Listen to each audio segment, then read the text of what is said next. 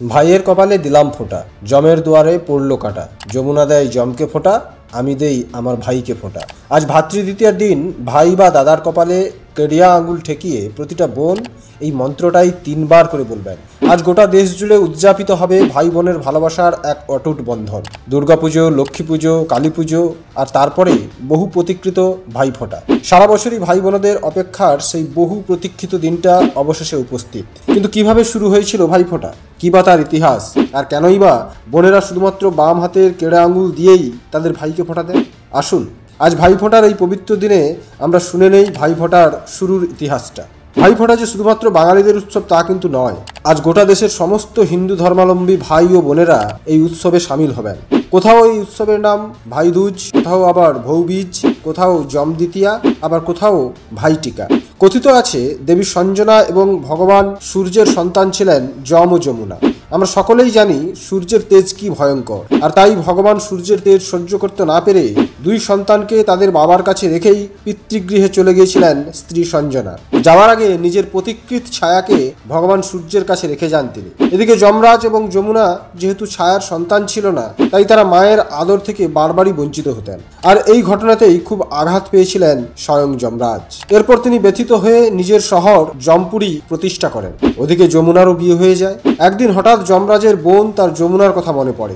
আসলে দূরে থাকলেও বোনকে প্রাণ দিয়ে ভালোবাসতেন যমরাজ, কিন্তু কাজের ব্যস্ততার কারণে তিনি তার বোনের সঙ্গে দেখা করতে পারতেন না। আর তাই কার্তিক শুক্লপক্ষের দ্বিতীয়া তিথিতে যমুনা তার দাদা যমরাজকে নিজের বাড়িতে আসার জন্য আমন্ত্রণ জানান। যমরাজ ও বোনের থেকে এই আমন্ত্রণ পেয়ে তার বাড়িতে আসার প্রতিশ্রুতি দেন। আসলে যমরাজ ভেবেছিলেন তিনি তো সকলের প্রাণ নিতে যান, তাই তাকে কেউ কখনো কারোর বাড়িতে আমন্ত্রণ জানাবেন না। কিন্তু তার বোন যখন তাকে ভালোবেসে আমন্ত্রণ জানালো, তখন তার সেই ডাককে উপেক্ষা করতে পারেননি যমরাজ। অবশেষে যমরাজ গেলেন যমুনার বাড়িতে।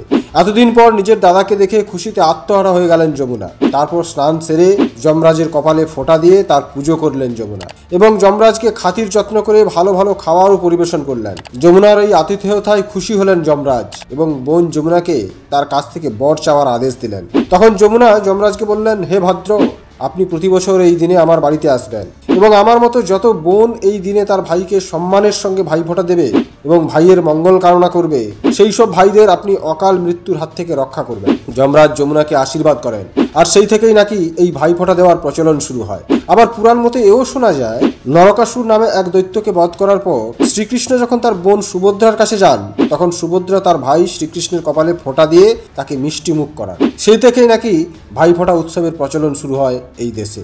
এবার বলি, কেন শুধুমাত্র বাম হাতের কেড়ে আঙুল দিয়েই ভাইফোঁটা দেওয়ার নিয়ম রয়েছে? আসলে নারী হচ্ছে প্রকৃতির আরেক রূপ, আর তার কেড়ে আঙুলের মহাশূন্যের প্রতীক হিসাবে মনে করা হয়। আমাদের প্রত্যেকের হাতে এই যে 5টা করে আঙুল রয়েছে, এই 5 আঙুলে বাস করে পঞ্চভূত। আর এই পঞ্চভূত হলো ক্ষিতি, অপ, তেজ, মরুত এবং বোম। এই বোম অর্থ কি জানেন? মহাশূন্য। অর্থাৎ এই মহাশূন্য অবস্থান করে আমাদের কেড়ে আঙুলে। আর তাই দিয়ে ভাই বা দাদার কপালে ফোঁটা দেওয়ার অর্থ হলো ভাই বোনের সম্পর্ক মহাশূন্যের মতোই সীমাহীন। তাই আজকের এই শুভ দিনে আননোন ফ্যাক্টস ইউটিউব চ্যানেল এবং সুব্রত বর্মন ফেসবুক পেজের সকল ভাই বোনেদের শুভ ভাতৃদ্বিতীয়ার অনেক অনেক শুভেচ্ছা। প্রতিটা বোন যেমন আমাদের ভাই বা দাদাদের মঙ্গল কামনায় আজকের দিনে প্রার্থনা করে, তেমনি আমাদের ভাইদেরও প্রধান দায়িত্ব আমাদের বোনেদের সুরক্ষা রাখার। আর এটাই কিন্তু ভাইফোঁটার সব থেকে বড় উপহার। কি ঠিক বললাম তো?